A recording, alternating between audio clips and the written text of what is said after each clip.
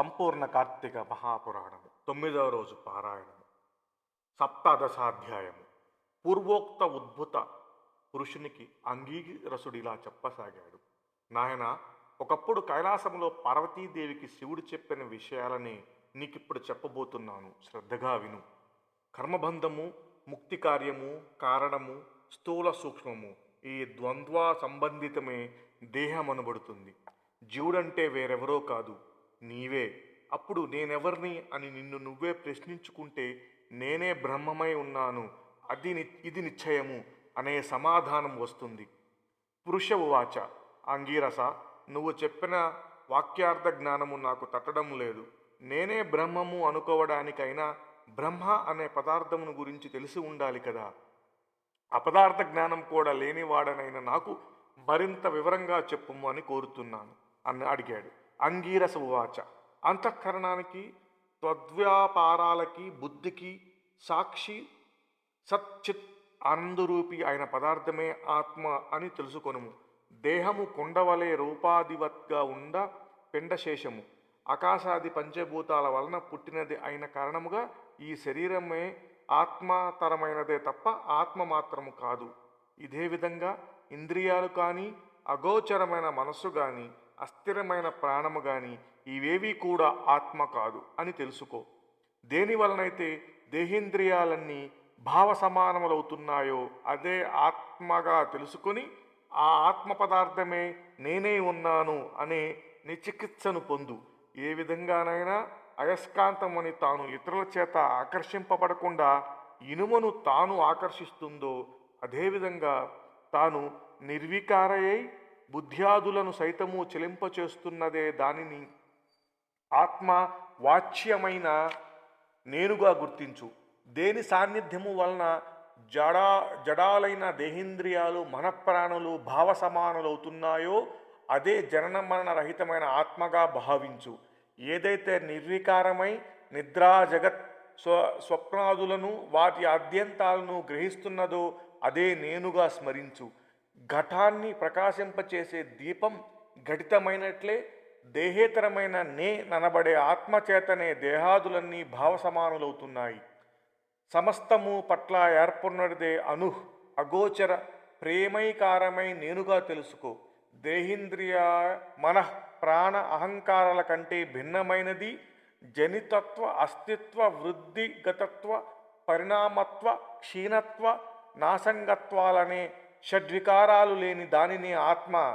అదే నీవుగా, ఆ నీవే నేనుగా, నేనే నీవుగా, త్వమేవాహంగా భావించు. ఈ విధంగా త్వం, నీవు అనే పదార్థ జ్ఞానాన్ని పొంది తత్కారణాత్ వ్యాపించే స్వభావం వలన సాక్షాద్విధి ముఖంగా తచ్చద్భాగాన్ని గ్రహించాలి అని అర్థము. ఆ ఆత్మ శబ్దానికి బ్రాహ్మణమైన ప్రపంచమని అర్థం.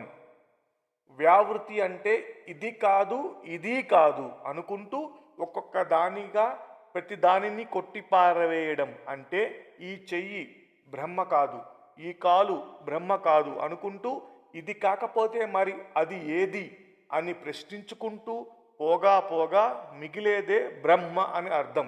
ఇక సాక్షాద్విధి ముఖాత్ అంటే సత్యం, జ్ఞానం, మన్వంతర బ్రహ్మ అనే వాక్యాల ద్వారా సత్యత్వ జ్ఞానం ఆనందాల వల్లనే ఆత్మ నరయగలగాలని అర్థము. ఆ ఆత్మ సంసార లక్షణాల వేష్టితం కాదని, సత్యమని, దృష్టిగోచరము కాదని, చీకటిని ఎరుగనిదని లేదా చీకటికి ఆవతలిదని, పోల్చి చెప్పడానికి వీలు లేనంతటి ఆనందమయమని, సత్య ప్రజ్ఞాది లక్షణయుతమని, పరిపూర్ణమని పూర్వోక్త సాధన వలన తెలుసుకో. అబ్బాయి, దేనినైతే సర్వజ్ఞం, పరేశం, సంపూర్ణం, శక్తిమంతంగా వేదాలు కీర్తిస్తున్నాయో ఆ బ్రహ్మ నేనేనని గుర్తించు. ఏది తెలుసుకుంటే అన్నీ తెలిసిపోతాయో అదే ఆత్మ, అదే నువ్వు, అదే నేను. తద్దను ప్రవిశ్య ఇత్యాది వాక్యాల చేత జీవాత్మ రూపాన జగత్ప్రవేశము, ప్రవేశిత జీవులను గమనించి నియంతృత్వము, కర్మ ఫలప్రదత్వము, సర్వజీవ కారణ కర్తృత్వము దేనికైతే చెప్పబడుతూ ఉందో అదో బ్రహ్మగా తెలుసుకో. తత్వమసి, తత్ అంటే బ్రహ్మ లేదా ఆత్మ, త్వం అంటే నువ్వే అనగా నువ్వే పరబ్రహ్మమని అర్థం. ఓ జిజ్ఞాసు, అద్వయానంద పరమాత్మయే ప్రత్యేగాత్మ. ఈ ప్రత్యేగాత్మనే ఆ పరమాత్మ. ఈ ప్రకారమై తదాత్మాత ఏనాడు సిద్ధిస్తుందో అప్పుడు మాత్రమే తత్ శబ్దార్థం తనేనని, త్వం శబ్దము సాధనమే గాని ఇతరం కాదని తేలిపోతుంది. నీకు మరింత స్పష్టంగా అర్థమవడం కోసం చెబుతున్నాను విను. తత్వమసి, తత్ ప్లస్ త్వం ప్లస్ అసి. ఈ వాక్యానికి అర్థం తదాత్మ్యము అనే చెప్పాలి. ఇందులో వాక్యార్థాలైన కించిత్ జ్ఞాన, సర్వజ్ఞత విశిష్టులైన జీవేశ్వరులను ప్రక్కన పెట్టి లక్ష్యార్థాలైన ఆత్మలనే గ్రహించినట్లయితే తదాత్మాయము సిద్ధిస్తూ ఉంటుంది. ముఖ్యార్థ వేద శంక కలిగితే లక్షణావృత్తిని ఆశ్రయించాలి. అందులో భాగలక్షణము అనే దాని వలన ఇది సాధ్యపడుతూ ఉంది. అహం బ్రహ్మాస్మి అనే వాక్యార్థ బోధ సిద్ధపడే వరకు కూడా దమాది సాధన సంపత్తితో శ్రవణ మనాదికాలను ఆచరించాలి. ఎప్పుడైతే శృతి వల్లనో గురు కటాక్షము వల్లనో తదాత్మ బోధ సిద్ధపడుతుందో అప్పుడు ఈ వర్తమాన సంసార లంపటము దానికదే పుట్టుక్కున తెగిపోతుంది. అయినా కొంతకాలము ప్రారంధ కర్మ పీడిస్తూనే ఉంటుంది. అది కూడా క్షయమవడంతో పునరావృత్తి రహితమైన స్థాయిని చేరతాము. దానినే ముక్తి లేదా మోక్షము అంటారు. అందువలన ముందుగా చిత్తశుద్ధి కోసం కర్మనిష్ఠులుగా ఉండి తత్ఫలాన్ని దైవార్పణం చేస్తూ ఉండడం వలన ప్రారబ్ధాన్ని అనుసరించి ఆ జన్మలో కానీ లేదా ప్రారబ్ధ కర్మ ఫలము అధికమైతే మరో జన్మలోనైనా వివిధ మోక్ష విద్యాభాస పరులై జ్ఞానులై కర్మబంధాన్ని తెంచుకొని ముక్తులవుతారు. నాయన, బంధించేవి ఫలవాంఛిత కర్మలు, ముక్తినిచ్చేవి ఫలపరిత్యాగ కర్మలు అని ఆపాడు అంగీరసుడు. సప్తదశాధ్యాయ సమాప్త.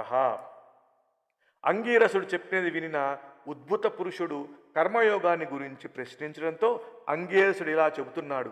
చక్కటి విషయాన్ని అడిగావు, శ్రద్ధగా విను.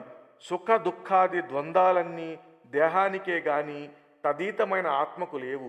ఎవడైతే ఆత్మ వంశగ్రస్త వాడు మాత్రమే కర్మలను చేసి తద్వారా చిత్తశుద్ధిని పొందినవాడై ఆత్మజ్ఞాని కావాలి. దేహదారి అయిన వాడు తన వర్ణాశ్రమ విద్యుత్కాలాన్ని స్నాన శౌచాధిక కర్మలను తప్పనిసరిగా చేసి తీరాలి. స్నానము చేయకుండా చేసే ఏ కర్మ అయినా సరే ఏనుగు తినిన వెలగి పండుల నిష్ఫలమే అవుతుంది. అందున బ్రాహ్మణులకు ప్రాతస్నానము వేదోక్తమై ఉంది. ప్రతిరోజున ప్రాతస్నానం చేయలేని వాళ్ళు సూర్య సంచారము కల తుల, కార్తీక, మకర, మాఘ, మేష, వైశాఖాలలోనైనా స్నానము చేయాలి. జీవితంలో ఈ 3 మాసాలైన ప్రాతస్నానాలు చేసేవాడు సరాసరి వైకుంఠాన్నే పొందుతాడు. చాతుర్మాస్యాది పుణ్యకాలాలలో కానీ చంద్ర సూర్యగ్రహణ పర్వాలలో కానీ స్నానము చాలా ప్రధానము. గ్రహణాలలో గ్రహణకాల స్నానమే ముఖ్యము. సర్వకాలములయందు బ్రాహ్మణులకు, పుణ్యకాలాలలో సర్వ ప్రజలకు స్నాన, సంధ్య, జప, హోమ, సూర్య నమస్కారాలు తప్పనిసరిగా చేయవలసి ఉన్నాయి. స్నానాన్ని వదిలిన వాడు రౌరవ నరకగతుడై పునఃకర్మభ్రష్టుడిగా జీవిస్తాడు. ఓ వివేకవంతుడా, పుణ్యకాలాలన్నింటా సర్వోత్తమైనది కార్తీక మాసము. వేదాన్ని మించిన శాస్త్రము, గంగను మించిన తీర్థము, భార్యతో సమానమైన సుఖము, ధర్మతుల్యమైన స్నేహము, కంటి కంటే వెలుగు లేనట్లుగా కార్తీక మాసముతో సమానమైన పుణ్యకాలము కానీ కార్తీక దామోదరుని కన్నా దైవము కానీ లేడని గుర్తించు. కర్మ మర్మాన్ని తెలుసుకొని కార్తీకంలో ధర్మాన్ని ఆచరించేవాడు వైకుంఠమును చేరుతాడు.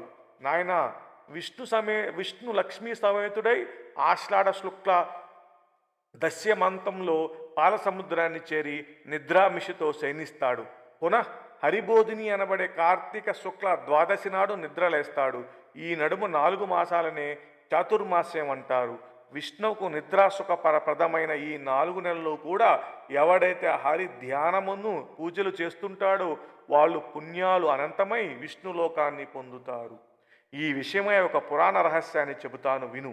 ఒకానొక కృతయుగంలో విష్ణువు లక్ష్మితో సహా వైకుంఠ సింహాసనాన్ని అలంకరించి ఉండగా నారదుడు అక్కడకు చేరి వారిని మొక్కి, హే శ్రీహరి, భూలోకంలో వేద విధులు అడుగంటుతున్నాయి, జ్ఞానులు సైతము గ్రామ్య సుఖాలకు లోనైపోతున్నారు, ప్రజలంతా వికర్ములై ఉన్నారు, వారెలా విముక్తులవుతారో తెలియడం లేదు, నేను దుఃఖితునవుతున్నాను అని విన్నవించాడు. నారదుని మాటలు విశ్వసించిన నారాయణుడు సతీ సమేతుడై వృద్ధ బ్రాహ్మణ రూపధారి అయి తీర్థక్షేత్రాదులలోనూ బ్రాహ్మణ పరిషత్ పట్టణాలలోనూ పర్యటించసాగాడు. కొందరు ఆ దంపతులకు అతిథి సత్కారాలు చేశారు, కొందరు హేళన చేశారు, ఇంకొందరు లక్ష్మీనారాయణ ప్రతిమను పూజిస్తూ వీళ్లను తిరస్కరించారు. కొందరు అభక్ష్యాలను పాపాచరణాలన్నీ చూసిన శ్రీహరి ప్రజోద్ధరణ విచిత్తనానుడై చతుర్భుజాలతో కౌస్తుభాది ఆభరణాలలో యథారూపాన్ని పొంది ఉండగా జ్ఞానసిద్ధుడనే ఋషి తన శిష్యగణ సమేతంగా వచ్చి ఆయన్ను ఆరాధించాడు, అనేక విధాలుగా స్తుతించాడు. ఏవం శ్రీ స్కాంద పురాణ కార్తీక మహత్యే సప్తాదశ అష్టాదశ సమాప్త 9వ రోజు పారాయణము సమాప్తము.